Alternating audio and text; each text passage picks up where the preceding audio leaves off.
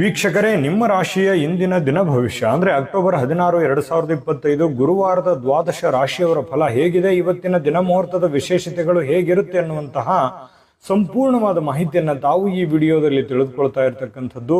ಇನ್ನು ನಿಮಗೆ ಜ್ಯೋತಿಷಕ್ಕೆ ಸಂಬಂಧಿಸಿರುವಂತಹ ಎಲ್ಲ ಮಾಹಿತಿಗಳು ಒಂದೇ ಕಡೆ ಒಂದೇ ಚಾನಲ್ ಅಲ್ಲಿ ಸಿಗಬೇಕು ಅಂತಂದ್ರೆ ಈ ಕೂಡಲೇ ಈ ಚಾನಲ್ ಅನ್ನ ಸಬ್ಸ್ಕ್ರೈಬ್ ಮಾಡ್ಕೊಳ್ಳಿ, ಬೆಲ್ ಐಕಾನ್ ಪ್ರೆಸ್ ಮಾಡ್ಕೊಳ್ಳಿ. ಫೇಸ್ಬುಕ್ ಅಲ್ಲೂ ನಮ್ಮ ಚಾನಲ್ ಸಿಗುತ್ತೆ, ಫಾಲೋ ಮಾಡ್ಕೊಳ್ಳಿ ಅನ್ನುವಂತ ಮಾತನ್ನ ಹೇಳ್ತಾ, ಇವತ್ತು ಯಾರೆಲ್ಲ ಹುಟ್ಟುಹಬ್ಬ, ವಿವಾಹ ವಾರ್ಷಿಕೋತ್ಸವ ಆಚರಣೆ ಮಾಡ್ಕೊಳ್ತಾ ಇದ್ದೀರಾ ಅವ್ರಿಗೆಲ್ಲರಿಗೂ ಶುಭಾಶಯಗಳನ್ನ ತಿಳಿಸ್ತಾ, ನಮ್ಮ ವೀಕ್ಷಕ ಬಂಧುಗಳಿಗೆ ಭಗವಂತನ ಅನುಗ್ರಹ ಸದಾ ಇರಲಿ, ತಮ್ಮೆಲ್ಲರ ಜೀವನ ಸದಾ ಸಂತೃಪ್ತಿದಾಯಕವಾಗಿ ಆನಂದದಾಯಕವಾಗಿ ಇರಲಿ ಎಂದು ಶ್ರೀ ಹರಿಯ ಚರಣಗಳಲ್ಲಿ ಪ್ರಾರ್ಥನೆಯನ್ನು ಮಾಡ್ಕೊಳ್ತಾ ಬನ್ನಿ ಇವತ್ತಿನ ಪಂಚಾಂಗವನ್ನ ನೋಡೋಣ. ಅಕ್ಟೋಬರ್ 16, 2025 ಗುರುವಾರ, ಶ್ರೀ ವಿಶ್ವಾವಸುನಾಮ ಸಂವತ್ಸರ, ಆಶ್ವೀಜ ಮಾಸ, ಶರದ್ ಋತು, ದಕ್ಷಿಣಾಯಣ, ಕೃಷ್ಣ ಪಕ್ಷ.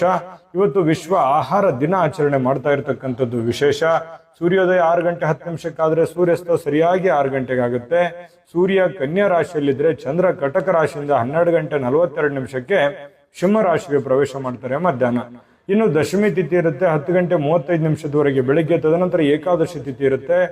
ಆಶ್ಲೇಷ ನಕ್ಷತ್ರ 12 ಗಂಟೆ 42 ನಿಮಿಷ ತನಕ ಮಧ್ಯಾಹ್ನ. ತದನಂತರ ಮಖ ನಕ್ಷತ್ರ ಇರತಕ್ಕಂಥದ್ದು. ಇನ್ನು ವಿಷ್ಟೀಕರಣ ಬೆಳಗ್ಗೆ 10 ಗಂಟೆ 35 ನಿಮಿಷದವರೆಗೆ, ನಂತರ ಭವಕರಣ ಇರುತ್ತೆ. ಇನ್ನು ಇವತ್ತು ಸಾಧ್ಯ ಯೋಗ ಇರುವಂತದ್ದು 2 ಗಂಟೆ 57 ನಿಮಿಷದವರೆಗೆ. ತದನಂತರ ಶುಭ ಯೋಗ ಇರುವಂತದ್ದು. ಇನ್ನು ಈ ದಿನದ ರಾಹುಕಾಲ 1 ಗಂಟೆ 34 ನಿಮಿಷದಿಂದ 3 ಗಂಟೆ 2 ನಿಮಿಷದವರೆಗೆ ರಾಹುಕಾಲ ಇರುತ್ತೆ. 6 ಗಂಟೆ 11 ನಿಮಿಷದಿಂದ 7 ಗಂಟೆ 40 ನಿಮಿಷದವರೆಗೆ ಯಮಗಂಟ ಕಾಲ. 9 ಗಂಟೆ 8 ನಿಮಿಷದಿಂದ 10 ಗಂಟೆ 37 ನಿಮಿಷದವರೆಗೆ ಗುಳಿಕ ಕಾಲ. 11 ಗಂಟೆ 41 ನಿಮಿಷದಿಂದ 12 ಗಂಟೆ 29 ನಿಮಿಷದವರೆಗೆ ಅಭಿಜಿತ್ ಮುಹೂರ್ತ ಇರುತ್ತೆ. ಇನ್ನು 10 ಗಂಟೆ 7 ನಿಮಿಷದಿಂದ 10 ಗಂಟೆ 54 ನಿಮಿಷ, 2 ಗಂಟೆ 50 ನಿಮಿಷದಿಂದ 3 ಗಂಟೆ 37 ನಿಮಿಷದವರೆಗೆ ದುರ್ಮುಹೂರ್ತ ಇದೆ, ಅಂದ್ರೆ ದುಷ್ಟ ಮುಹೂರ್ತ ಇದೆ. ಈ ಸಂದರ್ಭದಲ್ಲಿ ಶುಭ ಕಾರ್ಯ, ಶುಭ ಪ್ರಯಾಣ ಮಾಡುವಂಥದ್ದು ಅಷ್ಟೊಂದು ಶುಭಕರವಾಗಿರ್ತಕ್ಕಂತಹ ಫಲವನ್ನ ನೀಡೋದಿಲ್ಲ. ಶುಭ ಸಂದರ್ಭಗಳಲ್ಲಿ ನಿಮ್ಮ ಶುಭ ಕಾರ್ಯಗಳನ್ನ ಮಾಡ್ಕೊಳ್ಳಿ ಅನ್ನುವಂತ ಮಾತನ್ನ ಹೇಳ್ತಾ ಬನ್ನಿ ಈ ದಿನದ ದ್ವಾದಶ ರಾಶಿಯವರ ಫಲವನ್ನ ನೋಡೋಣ.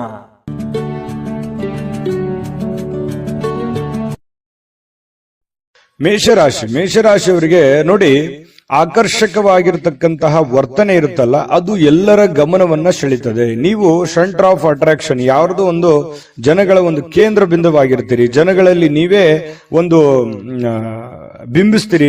ನಿಮ್ಮ ಒಂದು ಇರುವಿಕೆಯಲ್ಲಿ ಹೆಚ್ಚಾಗಿ ಕಂಡು ಬರುವಂತಹ ಸಾಧ್ಯತೆಗಳು ಇದೆ.